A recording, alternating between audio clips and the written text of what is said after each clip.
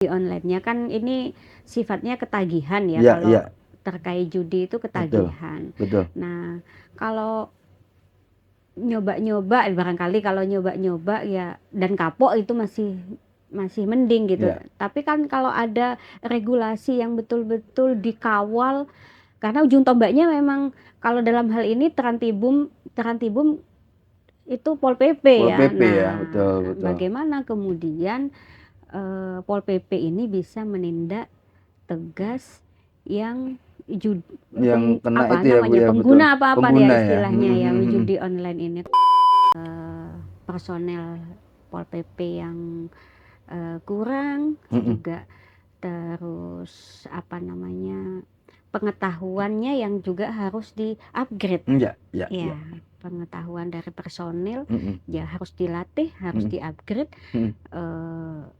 sehingga kalau mereka mau menangani yang digital Iya, tapi pengetahuan digitalnya juga tidak di-upgrade iya, gitu kan juga susah iya, juga iya, iya, gitu, iya, iya. menjadi polisinya Mm-mm. digital Perda ini, itu loh ya gitu. polisinya perda ini ya.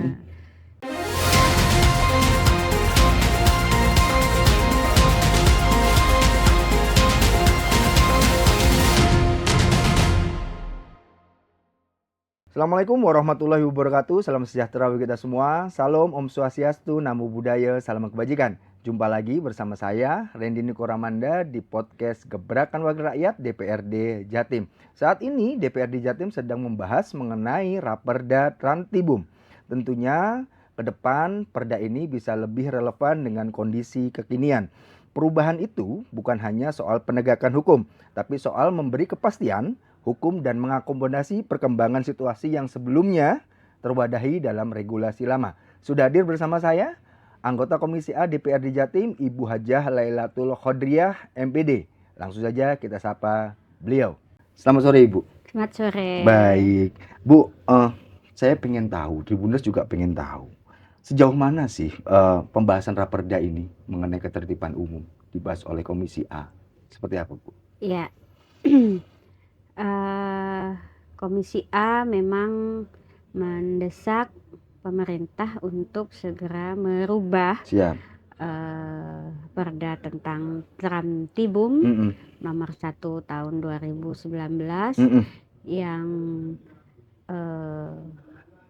ya karena situasinya semakin kesini masyarakat sudah semakin cerdas, dan apalagi teknologi sudah semakin maju, otomatis perda tentang Trantibum harus segera adaptasi lagi, biar lebih adaptif ya kalau katanya anak sekarang. Jadi terutama ya tentang teknologi teknologi digital yang tentu teknologi ini perkembangannya sangat pesat, sehingga ada banyak perda yang harus direvisi sehingga masyarakat bisa lebih nyaman lah. Lebih nyaman. Ya salah satunya kalau dulu 2019 mungkin Sonhorek masih belum. Iya, saya benar-benar. Ya Sonhorek masih belum seperti Masih, hari ini gitu betul. ya. Nah, tapi kalau semakin ke sini nah kan harus ada aturan juga ya biar kenyamanan bisa tidak mengganggu dirasakan oleh masyarakat semuanya lain gitu ya. Tetap kita budaya tetap jalan, kesenian, kreativitas kita dukung, tapi juga ada masyarakat-masyarakat lain di sekitar kita yang juga perlu kenyamanannya juga. Apalagi misalnya dari sisi kesehatan seperti apa tinjauannya, begitu. Oke, kalau di Komisi A pembahasan mengenai Raperda Trantibum ini sudah sampai di tahap apa, Bu? Atau masih melakukan tinjauan-tinjauan atau seperti apa? Iya Mas, tinjauan-tinjauan sudah ya, kita mau FGD juga, sudah FGD dengan minta masukan ya, minta masukan dari masyarakat lah, OPD. Makanya kita adakan FGD karena ya misalnya seperti ya tadi misalnya Sonhorek, maka misal. kita melibatkan juga Dinkes. Betul. Nah, karena ya dari segi keamanan dan kenyamanan juga seberapa misalnya di telinga, seberapa juga di jantung. Nah, kira-kira apakah itu berpengaruh ke tubuh gitu ya Bu ya? Iya, karena telinga itu seberapa ini batasnya desibelnya seberapa supaya tidak merusak gitu ya Bu ya? Iya, segitu. Satu misalnya seperti itu atau yang secara digital, secara teknologi misalnya ada juga judi, misalnya judi online. Dulu mungkin nggak ada aturan-aturan yang tentang judi online ini, tapi hari ini harus ada. Harus ada, karena memang ya harus lebih diadaptif lagi aturannya. Artinya memang hukum harus mengikuti perkembangan zaman dan kultur di masyarakat gitu ya Bu ya. Makanya itu Komisi A membahas itu, mendorong pemerintah untuk segera mengadaptasi perda tentang Trantibum itu. Baik, kalau sejauh yang Ibu tahu, poin atau substansi apa yang kemudian didorong supaya mendesak di Raperda yang akan datang?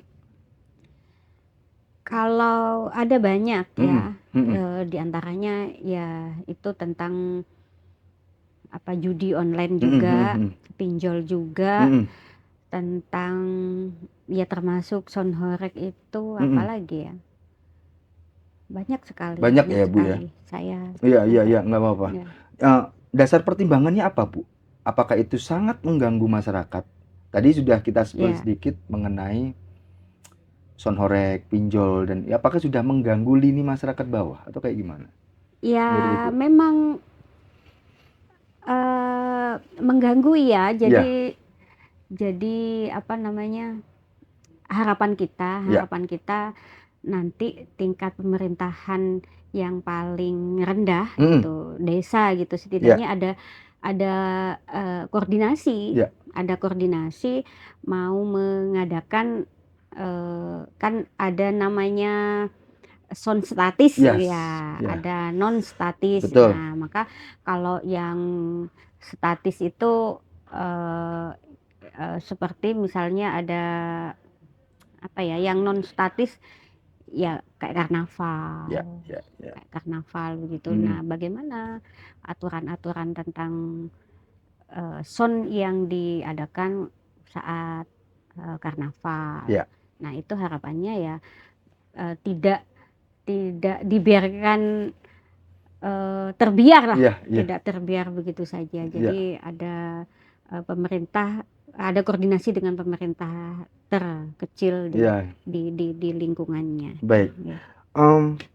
Terkait judol dan pinjol tadi, bagaimana saran Ibu agar Raperda mengenai Trantibum ini bisa efektif untuk bisa membatasi betul aktivitas ini supaya tidak menyentuh masyarakat bahkan, karena memang korbannya udah banyak Bu.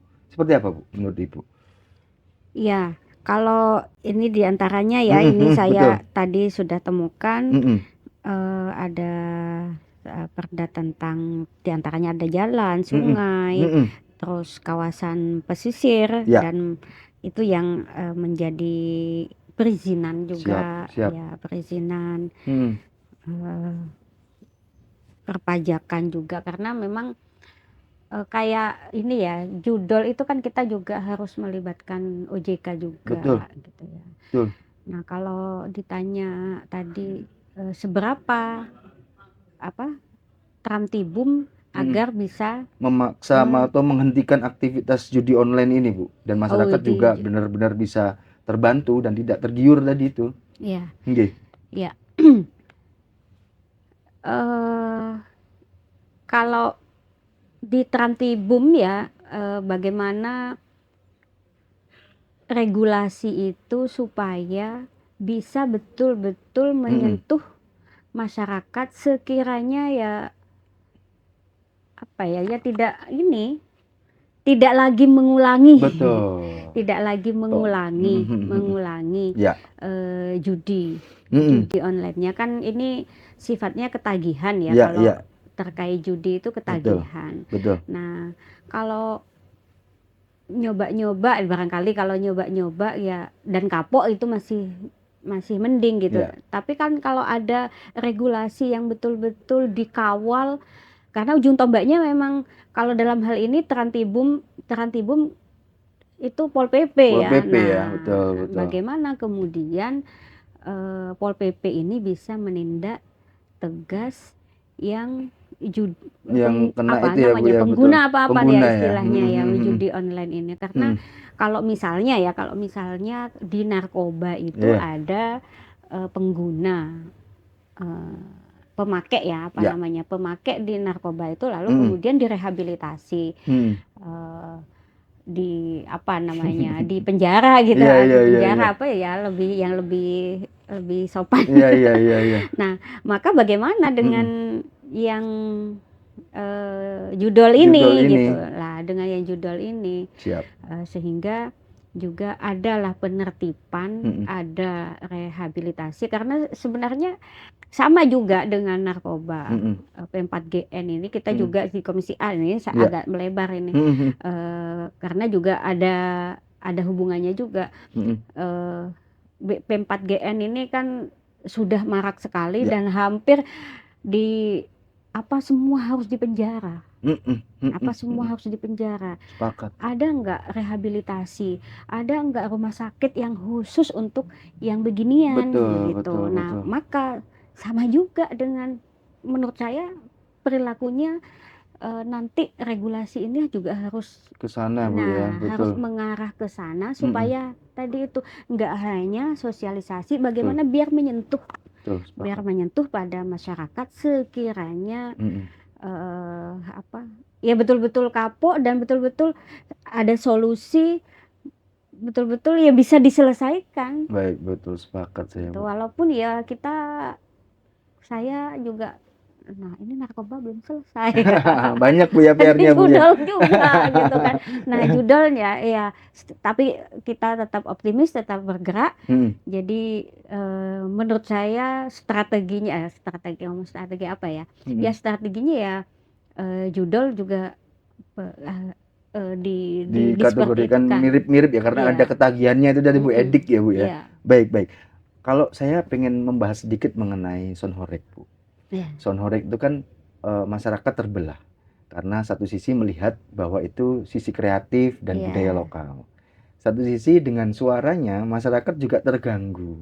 Nah, kira-kira masukan Ibu supaya Raperda ke depan tetap tegas tapi tidak mengekang kreativitas ini seperti apa, Bu, masukannya? Ya, kalau menurut saya hari ini kan memang belum ada ya yang mengatur hal tersebut.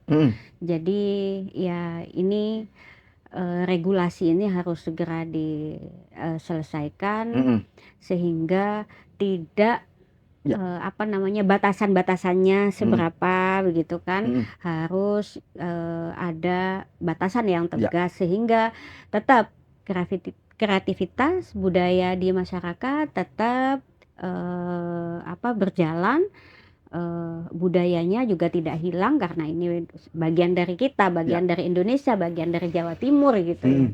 Nah, tapi ya yang kesehatan masyarakat, ketertiban umum itu tadi tetap harus di masyarakat ya harus dihargai juga. Nah, maka ya regulasi harus segera. Duduk di DPRD Jatim Komisi A tentunya kan bersentuhan langsung dengan OPD yang berkaitan dengan Raperda ini ya, Bu, ya. Mungkin mereka sudah curhat atau mengeluh. Tantangan terbesar mereka itu apa sih, Bu, sebenarnya ketika terjun ke lapangan untuk menerapkan aturan yang sudah ada? Tantangannya mungkin ada ormas yang menolak atau kayak gimana? Sepengetahuan Ibu. Kalau Menolak sih sebenarnya tidak. Lebih tantangannya lebih kepada ya apa ya, rata-rata teman-teman di ini nih personel ya, di Trantibum Ya, itu. ya. Ya, personel di Pol PP Ya, dalam Pol hal PP ini. ya, Ya, penegak iya, perda ya Bu ya. iya. Jadi personel Pol PP yang kurang juga, terus apa namanya, pengetahuannya yang juga harus di-upgrade. Ya. Ya, pengetahuan dari personil ya harus dilatih, harus di-upgrade, sehingga kalau mereka mau menangani yang digital tapi pengetahuan digitalnya juga tidak di-upgrade gitu, kan juga susah juga gitu. Menjadi polisinya digital Perda ini, itu loh ya gitu. khususnya perda ini ya. Jadi tantangannya di situ ya. Nanti ke depan ya kita ngomong bahwa Satpol PP adalah ujung tombak. Betul. Perannya nanti seperti apa? Apakah dengan keluhan itu kemudian DPRD mengusulkan penambahan personil, atau perlunya juga pemahaman upgrade skill tadi? Seperti apa Bu? Kalau kami ya perannya nanti seperti apa Satpol PP? Kalau dibilang kurang, personilnya memang kurang. Siap. Memang kurang. Jadi memang ya harus kalau ada penambahan harus. Ya. Kemudian yang ada ini di-upgrade. Ya, pengetahuannya. Jadi ya yang kekinian lah. Ya, mengikuti zaman Bu ya. Mengikuti zaman. Artinya juga ketika dia turun untuk menegakkan perda itu dia paham aturan yang sudah. Ya, satu paham aturan, dua yang hari ini banyak di ini adalah digital ya. Cerdas digital itu. Jadi si penegak hukumnya ini, si Pol PP-nya ini harus lebih cerdas lagi dari ini gitu. Jangan sampai jangan sampai malah tidak tahu gitu. Tidak tahu, jangan sampai Pol PP-nya bisa dibujuki gitu ya. Dibujuki. Baik. Akhir-akhir ini kan saya mumpung inget Bu, akhir-akhir ini kan banyak peredaran pangan tercemar tuh. Dan itu menjadi ancaman baru buat masyarakat. Nah, di Raperda ini kan mengatur mengenai koordinasi lintas instansi. Nah, untuk pengawasan pangan. Nah, itu boleh di-spill sedikit Bu, seperti apa nantinya ke depannya pelaksanaannya? Apakah ada kayak Satpol PP yang khusus menangani pangan-pangan supaya lebih bagus atau kayak gimana Bu? Iya. Lah, kalau ke arah sana sih belum tapi ya? Terpikir ya. Terpikir iya. Cuman kalau untuk perda hari ini masih belum. Cuman kita memang dengan BPOM itu yang harus diperkuat di BPOM-nya. Kalau ada Pol PP ya BPOM itu yang hari ini akan harus mengawasi Bu ya. Memaksimalkan BPOM untuk menjadi pengawasan di Pol PP-nya pangan itu. Tadi di awal Ibu sempat mengatakan bahwa sudah melakukan beberapa FGD untuk Raperda ini. Apakah itu memang perlunya DPRD menggandeng akademisi atau pihak-pihak lain yang bisa bersama-sama nih ngusul atau kayak gimana Bu bentuknya? Ya, masukan-masukan tentu dari banyak pihak ya. Termasuk akademisi juga OPD terkait. Misalnya ya tadi kalau kita bicara judol ya kita harus OJK bagaimana begitu ya. Otoritas jasa keuangan seperti apa ya, juga kampus-kampus tentu kita pengen banyak masukan, banyak masukan juga, tidak hanya kampus tapi sebenarnya ya ada pesantren, ada toko, ada ormas juga ada ormas juga seperti apa, karena yang juga di masyarakat itu bersentuhan itu juga ormas gitu ya. Mestinya dia yang punya hierarki sampai di bawah itu akan banyak juga bersentuhan, maka kita juga perlu ada ormas. Kalau kami ya ada ormas, ada pesantren juga, di samping juga tentu akademisi itu juga, UPD gitu. Raperda Trantip ini kan range-nya luas banget, Bu. Iya. Banyak yang diatur. Iya kan. Nah, apakah masukan atau ide dari pelaku-pelaku usaha UMKM itu juga perlu didengar atau kayak gimana, Bu? Iya dong, kan diantaranya ada memang yang perda tentang UMKM itu, perlu tentu, ya, Bu, ya itu kan bagian dari beberapa pihak yang terkait, terkait termasuk ya kalau kita ngomong UMKM tidak melibatkan UMKM kan, nanti jangan-jangan ya muspro kan ininya perdanya gitu. Iya. Baik. Raperda ini kan nantinya tidak hanya untuk setelah jadi hanya berlaku setahun kemudian diperlakukan lagi. Nah, kira-kira Ibu inginnya itu ini jangka panjangnya nanti seperti apa sih gitu? Pengennya? Ya, tentu ya pengen jangka panjang. Ya, tentu. Tetapi kembali lagi, kadang 1, 2 atau 3 tahun atau 5 tahun perlu direvisi lagi seiring waktu gitu ya, seiring dengan perkembangan teknologi, seiring perkembangan zaman. Nah, kalau UMKM misalnya atau tentang petani garam misalnya, nah itu sebenarnya sudah lama. Ya, kalau dulu tidak ada Sonhorek, hari ini ada Sonhorek. Kalau dulu tidak ada judi online, hari ini ada judi online. Apakah kemudian 2 tahun lagi ada yang bisa menjamin bahwa aturan yang sudah diketok itu masih relevan gitu kan. Nah, harapan kita ya sebenarnya tetap ini. Tapi kalau sudah tidak relevan ya segera harus, ya Bu ya. Artinya memang Raperda ini untuk saat ini mendesak. Gitu mendesak, ya Bu? Sangat mendesak. Sangat mendesak sekali melihat kondisi ya ada kekosongan hukum kan akhirnya. Kalau yang ada kekosongan hukum ini nggak boleh ada, nggak boleh ada kekosongan hukum itu itu akan digunakan celah-celah oleh oknum-oknum yang untuk Oke, baik Bu.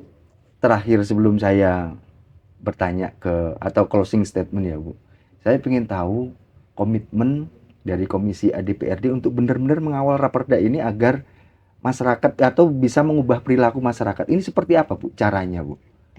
Supaya tegas, aturan hukum tegas saja udah atau kayak gimana nih? Iya. Kalau aturan hukum ya memang untuk kenyamanan masyarakat. Sebenarnya ya harus ditegakkan betul bersama-sama dengan masyarakat. Ya harus tegas gitu ya, harus tegas. Dan harus pelaksananya tegas. Juga harus keras gitu ya, Bu ya. Pelaksanaannya juga harus keras karena ya nggak bisa masyarakat negara-negara yang hari ini maju itu awalnya memang dipaksa. Dipaksa untuk mengikuti aturan hukum yang ada. Betul, gitu. Sepakat. Harus dipaksa.